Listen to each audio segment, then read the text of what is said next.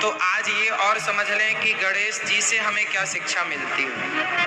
गणेश जी कौन है, गणेश जी किसके पुत्र हैं, गणेश जी किसके अवतार हैं, क्यों अवतार लिया। गणेश जी के जन्म की कथा आप लोग जानते हैं। आज गणेश जी का जन्मोत्सव भी है। आज के दिन गणेश जी प्रकट हुए थे। कैसे प्रकट हुए, गणेश जी की जन्म की कथा क्या है। कुछ लोग कहते हैं माता पार्वती के मैल से उन्होंने गणेश जी का निर्माण किया। ये बात नहीं, ब्रह्म वैवर्त पुराण में जो लिखा है वो मैं आपको समझाता हूँ। भगवान गणेश जी, माता पार्वती ने, जब भगवान शंकर से माता पार्वती का विवाह हुआ, अली थी कि बाहर दरवाजे पर कोई याचक आ गया और उन्होंने आवाज लगाई, हम भूखे हैं, कुछ भिक्षा दो। तो शंकर जी ने देखा कि द्वार पर कोई आया है, अतिथि, उसे देखना चाहिए। तो शंकर जी, पार्वती मैया और शंकर जी दोनों अलग हुए। तो शंकर जी का जो तेज था वह माता पार्वती के गर्भ में जो जाना चाहिए था वो जमीन पर गिर गया। और जब माता पार्वती बाहर निकल कर आई तो वहां एक साधु खड़ा था। बोला, महाराज बड़ा भूखा हूँ। माता पार्वती ने कहा, क्या खाओगे। बोले, जो आप खिलाएंगे सो खा लूंगा। माता पार्वती ने जो जो खाना चाहा साधु ने खिलाया। माता पार्वती से साधु ने कहा कि आपने साधु को संतुष्ट किया है भोजन खिलाकर, बताओ आपको क्या चाहिए। माता पार्वती ने कहा, मुझे पुत्र की कामना है। तो भगवान, वो कोई साधु कोई और नहीं, भगवान नारायण ही साधु बनकर आए थे। कह दिया, जाओ तथास्तु, आपको पुत्र की प्राप्ति होगी। माता पार्वती अंदर गईं तो उन्हें भगवान श्री कृष्ण ही गणेश का अवतार लेकर के माता पार्वती के आंगन में खेलने लगे। भगवान श्री नारायण जो भगवान कृष्ण है, कृष्ण के अवतार ही श्री गणेश जी हैं। और गणेश जी को माँ, जैसे यशोदा के यहाँ प्रकट भय ना राम जी, कृष्ण जी, कौशल्या जी के यहाँ राम जी प्रकट भय, भय प्रकट कृपाला दीन दयाला, उसी तरह भगवान श्री कृष्ण ही माँ दूध पिलाया और पुत्र स्नेह किया, बहुत लाड़ किया, बड़ा प्यार किया। तो गणेश जी का जन्म आज के दिन ही गणेश जी प्रकट हुए थे, इसलिए गणेश चतुर्थी मनाई जाती है। और ना कर पाई, पृथ्वी ने अग्नि को वो तेज दे दिया, अग्नि ने जाकर के जल को वो तेज दे दिया। और नदी में स्नान कर रही थी सप्तर्षियों की पत्नी, तो उनमें से 6 पत्नियों ने देखा कि उस तेज जल में कोई एक सुंदर सा बालक बहता हुआ जा रहा था। तो 6 ने देखा कि काश ऐसा बेटा मेरा होता। तो 6 मुख हो जाने से उनका नाम पड़ा कार्तिकेय जी। तो कार्तिकेय जी की भी कथा ऐसी ही है। तो कार्तिकेय जी को 6 माताओं ने दूध पिलाया जिससे उनके 6 मुख हुए। और फिर उन्होंने बाद में आकर के अपना शिवलोक ग्रहण किया और शिव पार्वती के 2 पुत्र हो गए, गणेश जी और श्री कार्तिकेय जी। तो ये कथा बड़ी लंबी है, हमने सूक्ष्म रूप में आपको सुनाई। अब गणेश जी के अंग का मैं वर्णन करता हूँ। गणेश जी चूहे पर क्यों बैठे हैं, बताइए। गणेश जी का वाहन चूहा क्यों है,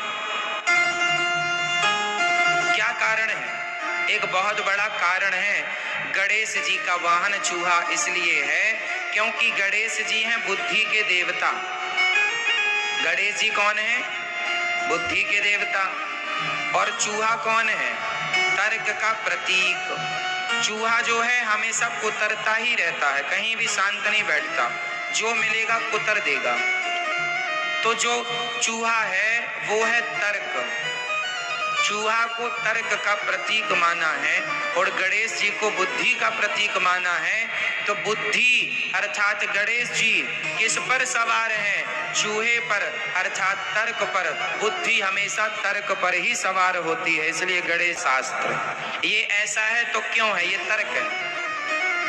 तर्क जानते हैं क्या होता है, जो बच्चा बहुत तर्क करता है वो बच्चा बहुत विद्वान होगा, बहुत आगे जाएगा। जिसके अंदर तर्क ही नहीं है उसकी बुद्धि विकसित नहीं होगी। आपने देखा होगा छोटे छोटे बच्चे तर्क बहुत करते हैं, ये ऐसा क्यों है, ऐसा है तो ऐसा क्यों है, ये तर्क होता है। तो तर्क से ज्ञान बढ़ता है, तर्क होना जरूरी है, कुतर्क नहीं होना चाहिए।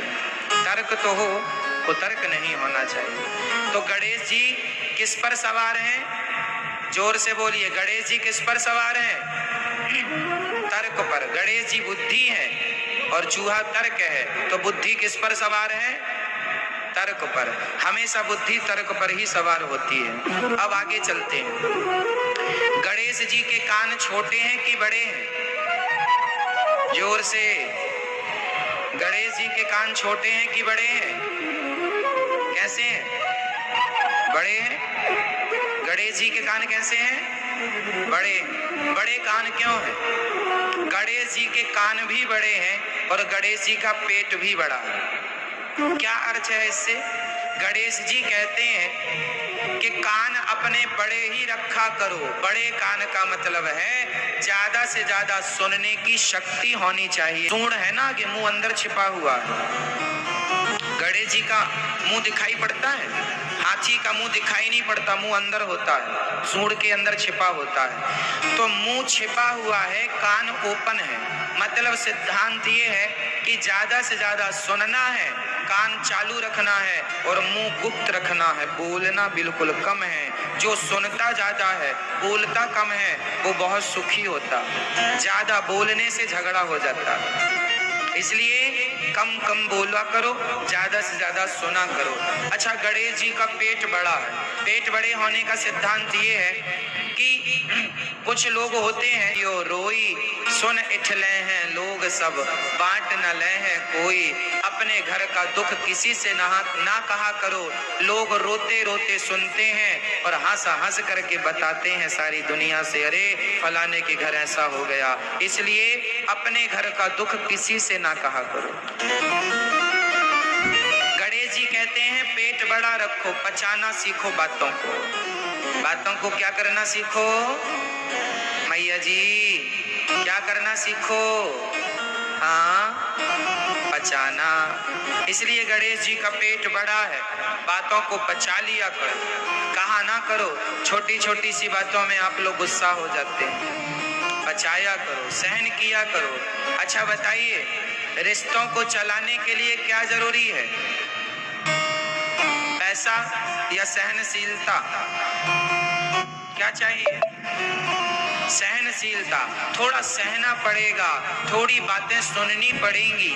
कितना भी कोई कैसा भी हो, पर थोड़ी बहुत बातें तो पत्नी की, पति की सुननी ही पड़ती है। गणेश जी का एक सिद्धांत और है, गणेश जी को दूर्वा बड़ी पसंद है।